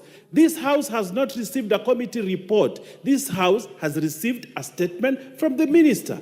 And that is the position. So for you as a ranking honorable member of there and my neighbor, it is good. It is actually good practice to say, I did not understand it, I spoke on something that was not proper, and therefore withdraw. Secondly, Honorable Speaker, I'd like to speak to my friend Wamboka, Jack. He has a good voice, he's very articulate, and he says a lot of things that people celebrate. But also, it is very important, Jack, that when you come to contradict a statement from the ministry, the tradition of the House is for you to substantiate your statements. Bring documentation, substantiate, say something contrary with proof, with facts, with documentation. Even what Kibagende did is just to hype something that does not exist.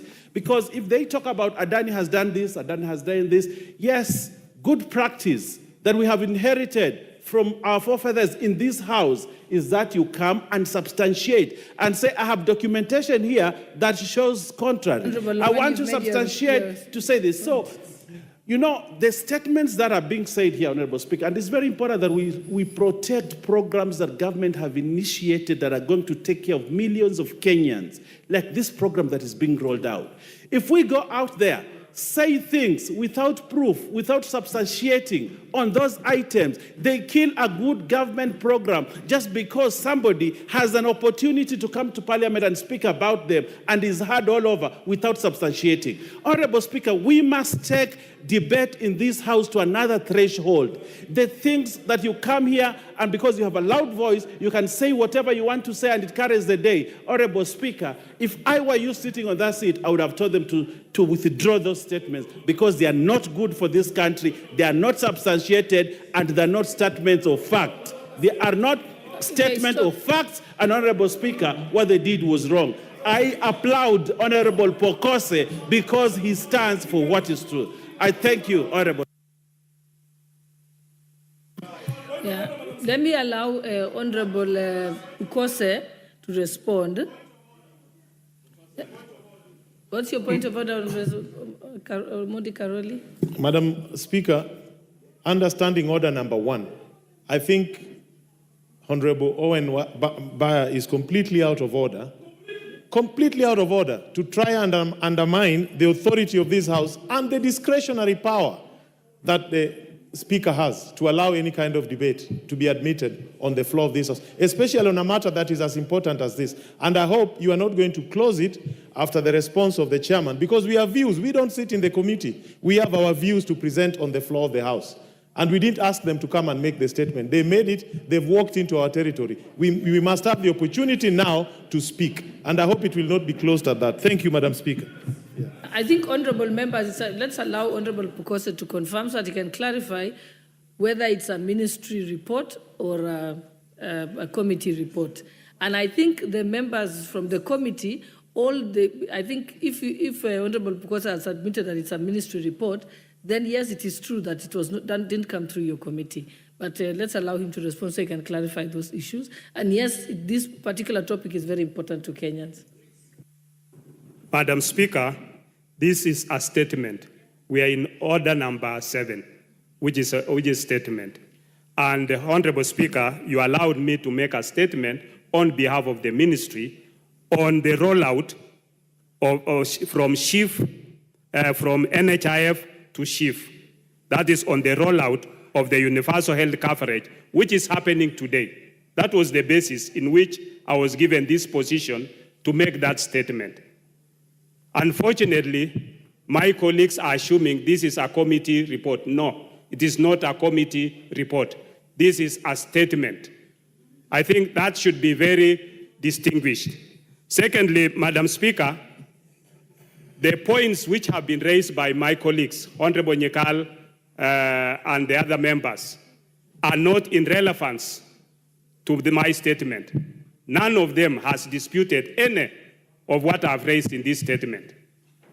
They have actually gone ahead to make their own points based on what they know.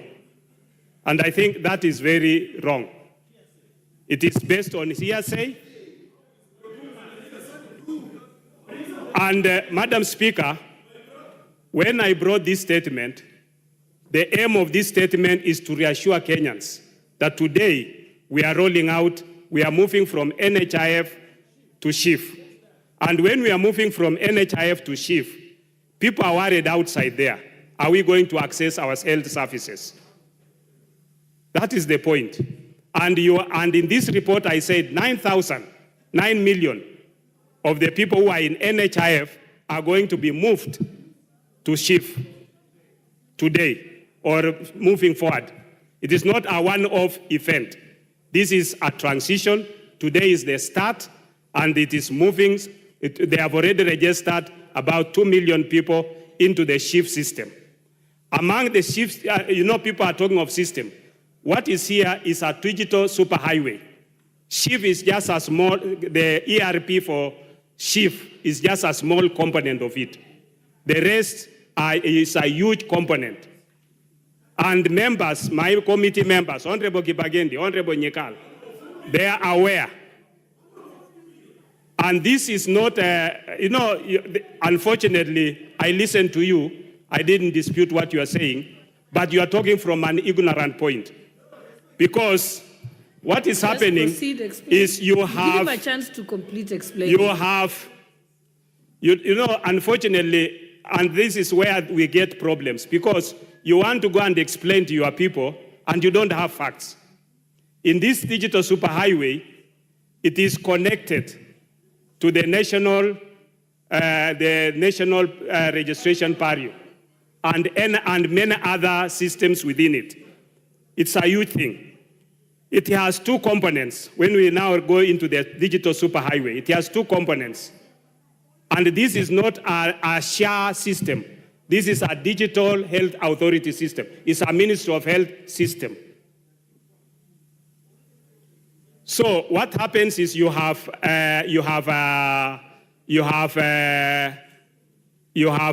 Safaricom being a lead agency with others who have come in to invest in two components. They are investing in infrastructure and maintenance and service for 12 years. Okay? And the procurement method, as I read it here, which they used, is the specially permitted procurement procedure. That is as per the ministry. Yeah? And they presented their documents, which I said, I didn't read that part, but they went to the Attorney General has commented, the National Treasury has commented about it, and they've given them a go-ahead. We are not stopping anything that is happening there. The committee is still in the process of looking at looking at certain areas, which we agree. That is the committee position. But this is the ministry has its position. And as a chair, I'm communicating the ministry's position. I think, Honorable Bukosa, you've clarified the issue. You've said that's a ministry position. And I think you've confirmed yourselves, Honorable Nikal, that as the committee, you're still interrogating this matter. So this will not prohibit the committee from continuing.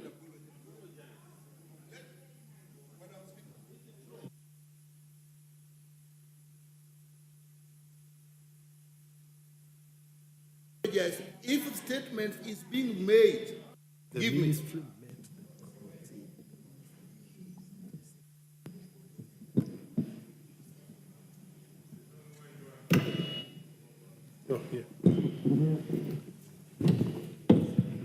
One, if the ministry wishes to make a statement to the public, it is not through this house. If the ministry is making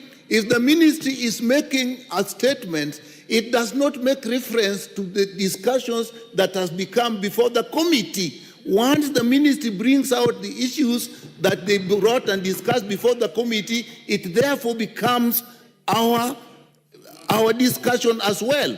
So all the things were said, we met with the committee, we did this to the committee. You are therefore bringing the committee into what the ministry is saying.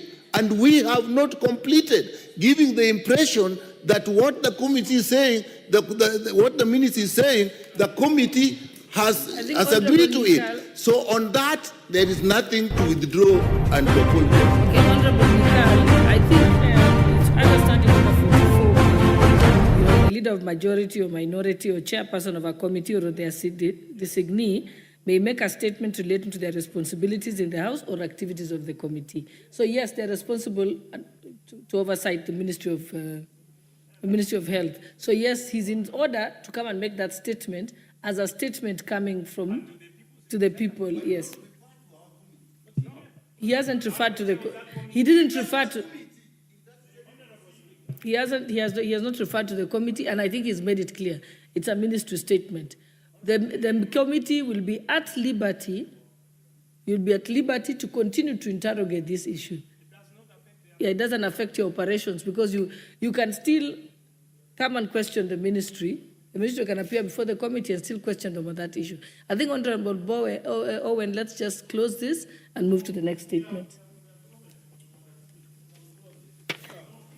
No, I think the comments were more based when people thought it was.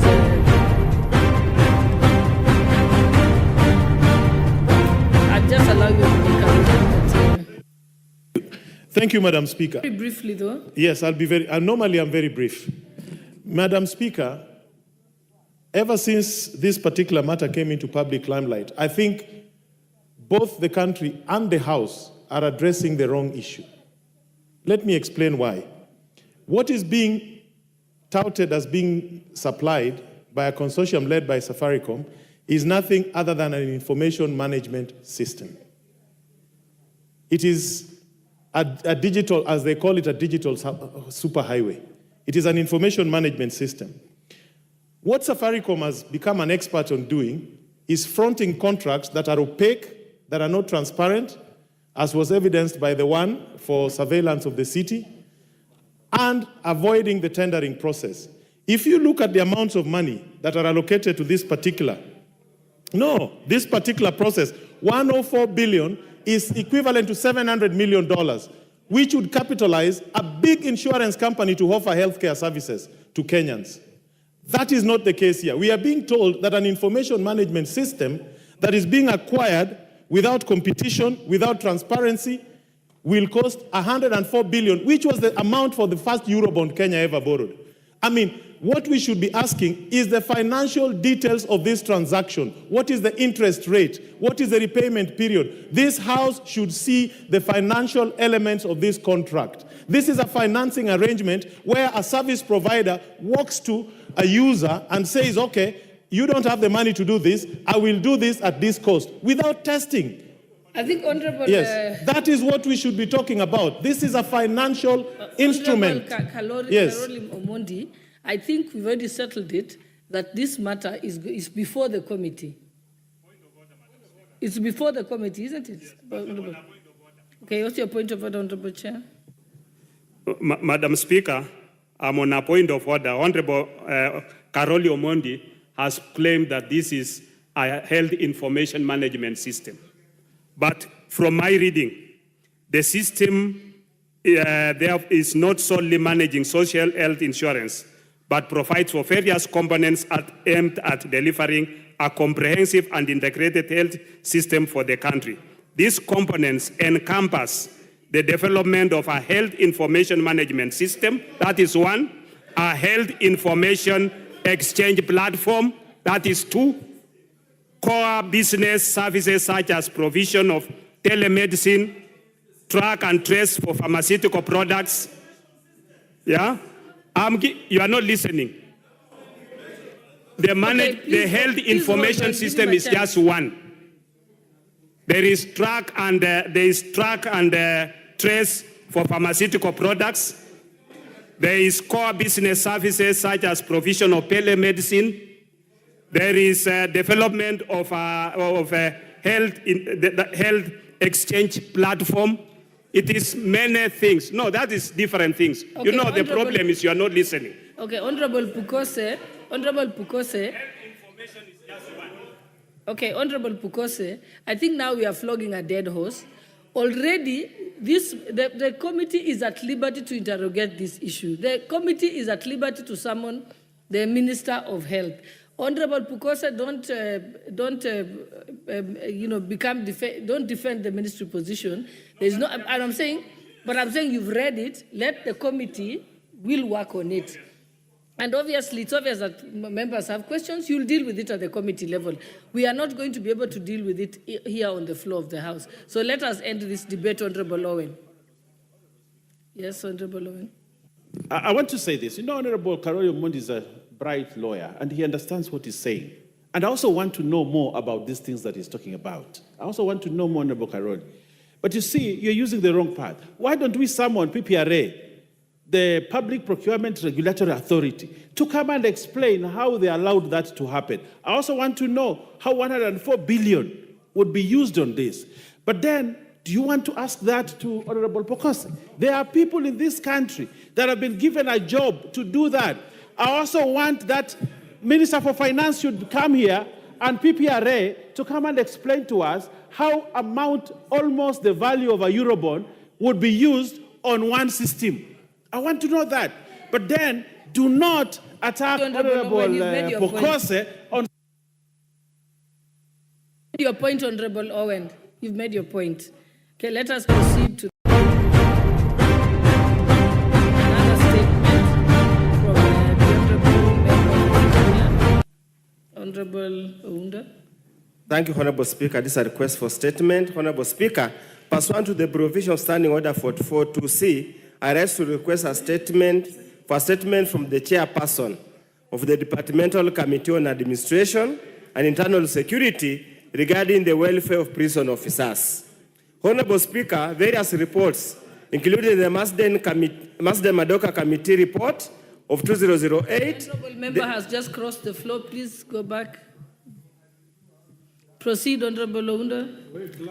Honorable Speaker, various reports, including the Masden Madoka Committee report of 2008, the Maraga Task Force report of 2023, and other Ministry of Interior and National Administration reviews, have repeatedly identified and documented the challenges facing the Kenya prison services. Despite these comprehensive evaluations and recommendations made, the situation remains largely unchanged.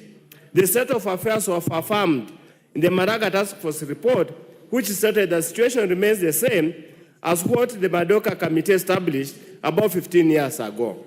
In essence, the conditions within the Kenya prison services remain precarious and pose a potential threat to national security if the service ultimately becomes dysfunctional. Honorable Speaker, it's against this backdrop that I request for a statement from the chairperson of the Departmental Committee on Administration and Internal Security on the following. Number one, the status of implementation of the recommendations of the Maraga Task Force report, specifically in relation to the promotion of prison officers, some who have stagnated at the same job grade for over 10 years, and the constitution of the Prisons Council as provided for under Section 21C of the Prisons Act. Number two, any plans to provide, Honorable Speaker, decent housing for prison officers under the Affordable Housing Program, and if you so, the status of these arrangements. And finally, number three, the status of harmonizations of the terms of service, including salaries, for all officers and the various services, specifically between the National Police Service and the Kenya Prison Service, to ensure parity and fairness, remuneration and working conditions. I thank you, Honorable Speaker. Okay, I think that statement will be dealt with by the Committee of Administration and Internal Security. Okay, next statement.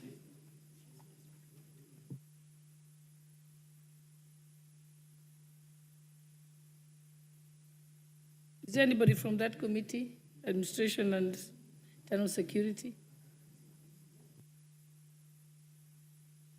Give me the mic. Thank you very much, Madam Madam Speaker. But that statement is to actually the State Department of Correctional Services, which falls under Justice and Legal Affairs. So I believe that will be the right committee which will handle the statement, and that can be done within 14 days if it is forwarded immediately to the State Department of Correctional Services. Thank you for that correction. Now I remember actually that was moved to Justice and Legal Affairs. Okay. The next statement is by Honorable Member for Langata. Thank you, Madam Speaker. Honorable Speaker, pursuant to the provision of the Standing Order 44.2c, I rise to request a statement from the chairperson of the Departmental Committee on Defense, Intelligence and Foreign Relations regarding the current management and public access to Uhuru Gardens. Honorable Speaker, Uhuru Gardens is one of the Kenya's most significant national monumental facilities. It holds deep historical value as it is the site where the Kenyan flag was hoisted during the Declaration of Independence on the 12th December 1963.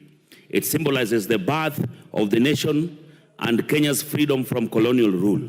The facility is a site that represents Kenyan national identity, national pride, where citizens can reflect on the country's history, achievement, and aspirations.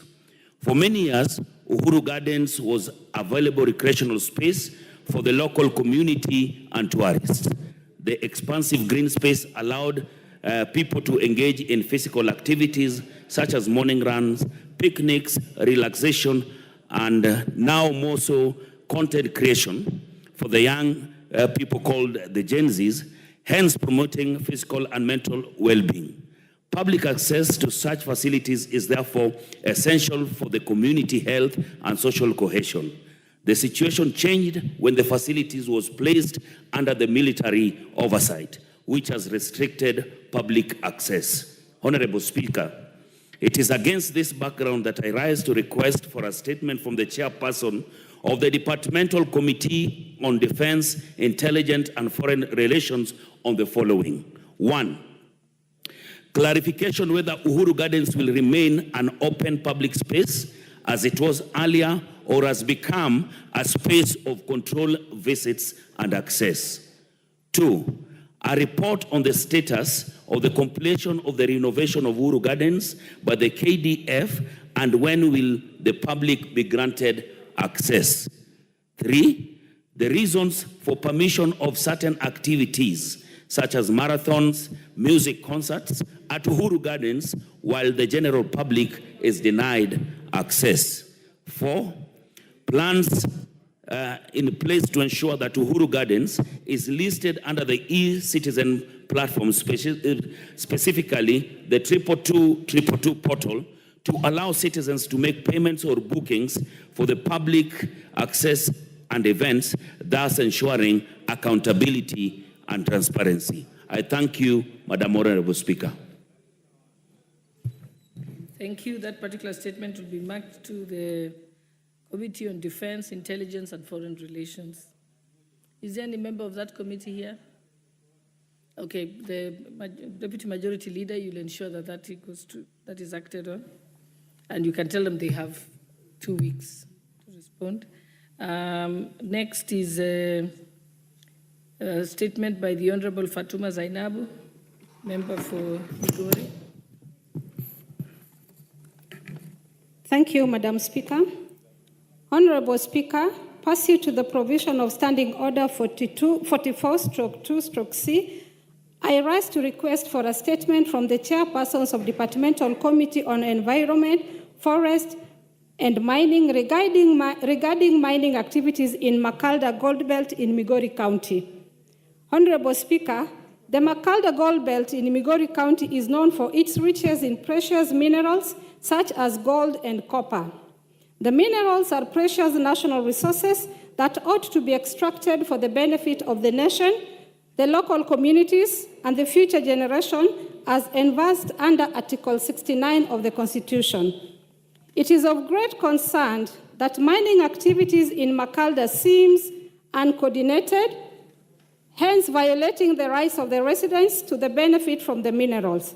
Additionally, in September 2023, the Cabinet Secretary for Environment, Climate Change and Forestry gazetted 6,165 acres of land in Makalda area as forest land, despite the land being ancestral home to over 20,000 households that have lived on and practiced artisanal mining on the land for many years. The gazettement of the land without public participation threatens the permanently disinherit residents of their ancestral land and disconnect them from lifelong benefits expected to accrue from the minerals in the region. This has caused spate of violence conflicts among artisanal miners and small mining companies and foreign mining companies as locals seek to preserve their right to land and the benefit from the mineral resources. Honorable Speaker, it is against this background that I seek a statement from the chairperson of the Departmental Committee on Environment, Forest, and Mining on the following. 1. Provide a report on all reconnaissance, prospecting, or mining licenses issued under the Mining Act Cap 306 for mining in Makalda, including details of the farms, terms of the licenses, The licenses, the minerals in respect of each license, and the status of mining activities for each mineral. 2, criteria for award of mining licenses and clarification on the reasons for granting licenses to foreign firms, including the number of local miners from Migori County granted mining licenses. 3, provide a report on whether the directive of cession of copper mining in Makalda region, citing its declaration as strategic mining, followed by the process set out in the Mining Strategic Mineral Regulation 2017, and if not, the reason for its enforcement in Makalda. 5, provision of report of payout of royalties to Migori County government and the local communities for minerals mined from Makalda, and if not, the reasons for non-remittance. And 6, steps being taken to resolve the stalemate between the locals and the foreign miners that led to closure of mining activities, and when the area will be reopened since it supports the livelihood of many. Thank you, Madam Speaker. Thank you. Yes, Honorable Member, I can't quite see you. Where Makalda sits. Thank you, Honorable Speaker. I just wanted to support statement by my women leader from Migori County, and I want let it be known in the House that we have a petition with the Departmental Committee on Environment on the settlement of that land, where the Minister for Environment refused totally to appear before the committee. And listening to our women leader, you'll realize the statement is capturing both environment and mining. And majorly mining, she has clarified that there are a lot of issues to be done to assist the community also to benefit from the minerals. So I would request, Madam Chair, for us to help our people. We need to make the Minister for Environment to honor the summons from the committees. And again, I would request that we extend the petition or the statement so that we get some clarity from the Ministry of Mining for the benefit of our people. I thank you, Madam Speaker.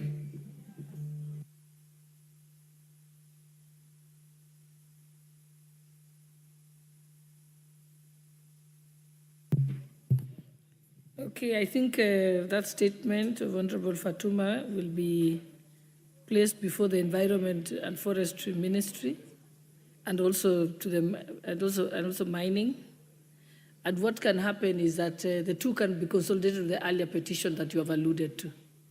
And I think leader of majority would ensure that happens, because I can't see the member for that committee here. Thank you. Okay, let's proceed. There's a statement by Honorable Muhammad Ado, member for Wajir South. Thank you very much, Honorable Speaker. Pursuant to the provisions of Standing Order 44-2C, I rise to request for a statement from the chairperson of the Departmental Committee on Justice and Legal Affairs regarding the status of delimitation of electoral units.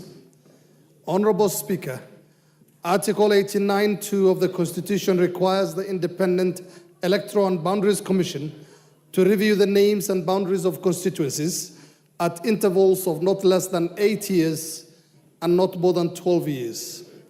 Such review ought to be completed at least 12 months before a general election. These units are a key consideration in resource allocation in the country, and their absence thereof creates inequity in representation and access to national resources. Honorable Speaker, my constituency, Wajir South constituency, spans approximately 22,000 square kilometers and is the second largest constituency in the country. It is 10 times the size of Kiambu County. The constituency faces a myriad of challenges, such as administrative inconveniences that have often led to the merging of some areas close to one another, as well as underrepresentation